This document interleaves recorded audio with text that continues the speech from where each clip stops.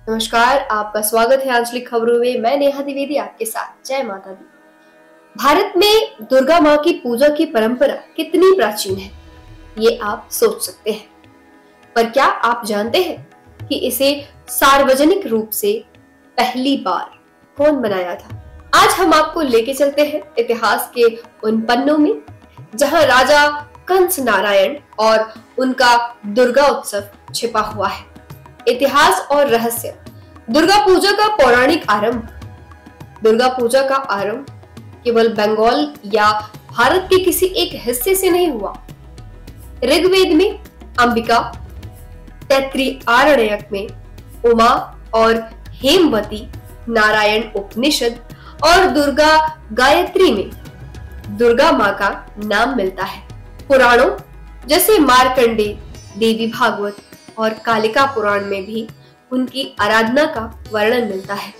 कहा जाता है कि चंद्रवंशी राजा सुरथ ने पहली बार मेधम ऋषि से दुर्गा का महात्म्य सुनकर उनकी आराधना की थी। कुछ विद्वान मानते हैं कि यह पूजा शरद ऋतु में हुई।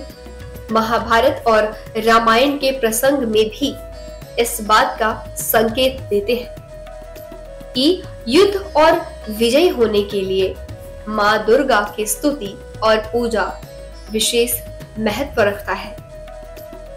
लेकिन मित्रों, सवाल है, दुर्गा पूजा का सार्वजनिक रूप से पहली बार किसने बनाया? इतिहासकारों के अनुसार 16वीं शताब्दी में बंगाल में राजा कंस नारायण ने इसे एक ऐतिहासिक रूप दिया। कहानी कुछ ऐसी है। दरअसल राजा कंस नारायण जो एक जमींदार थे, लेकिन धर्म और देवी माँ के प्रति प्रबल श्रद्धा रखते थे। उन्होंने अपने पुरोहित रमेश शास्त्री से महायज्ञ करने का आग्रह किया, लेकिन पुरोहित ने कहा, राजा जी, 4 प्रकार के यज्ञ हैं, विश्वजीत, राजसूय, अश्वमेध और गोमेध। आप इनमें से किसी को भी करने के योग्य नहीं है। निराश राजा ने पूछा, तो मुझे क्या करना चाहिए? पुरोहित ने मुस्कुराते हुए कहा, आप दुर्गा उत्सव का आयोजन कीजिए। यही वह वजह है जो सभी यज्ञों का फल देती है।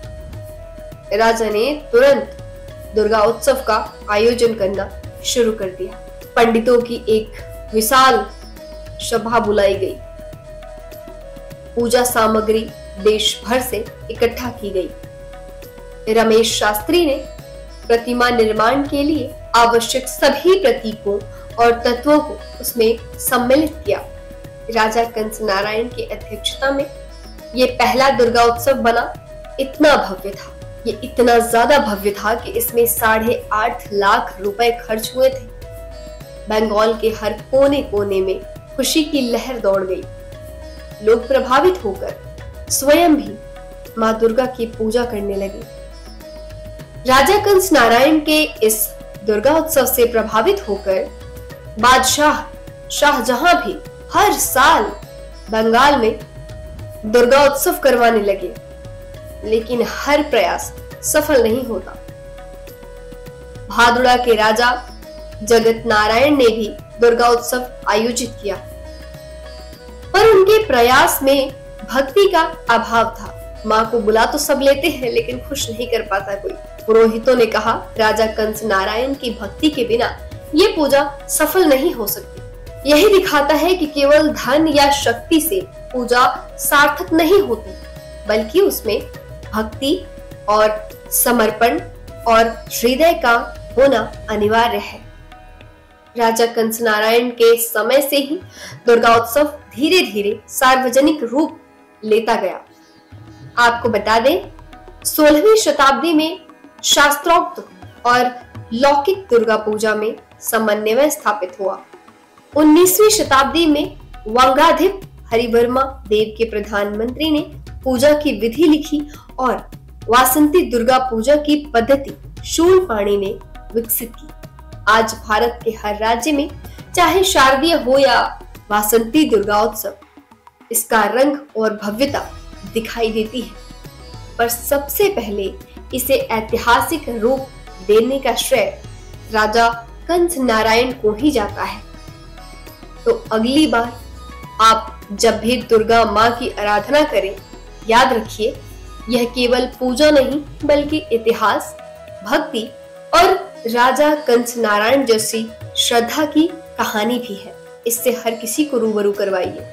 क्या आप जानते थे कि यह भव्य पर्व इतना ऐतिहासिक और रहस्यमय था?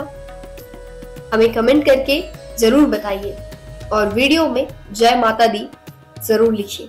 फिलहाल के लिए बस इतना ही। जुड़े रहिए हमारे साथ, देखते रहिए आंचलिक खबरें, अपनों की खबर आप तक।